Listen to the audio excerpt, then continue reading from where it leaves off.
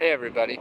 So we're building a mini barn for Phoenix, and I was going to wait till it was done and post about it, but I see everybody posts their progress and every step of the way. So I'm shooting this video now, and I have some pictures of the progress up to the point where we are currently at, that I will end up uploading as well. But essentially, we bought these pallets that are solid on both sides, and we're using those for the walls. We sunk 12 4x4s into the ground in concrete. Those are the upright posts. Cutting windows out. These guys are going to be flipped around upside down on top to make windows like the one that you see over there. Of course, that's just a rough cut right now.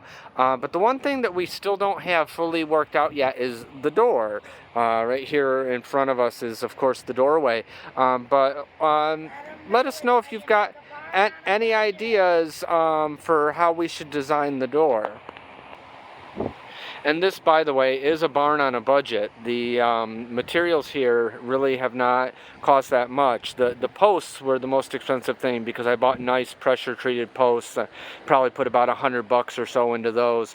But the pallets I found for $2 a piece, and we're using scrap lumber that we've already had laying around to reuse up stuff that we have. So, barn on a budget. I'm looking at a barn that's being torn down that I might get some roofing from free of charge.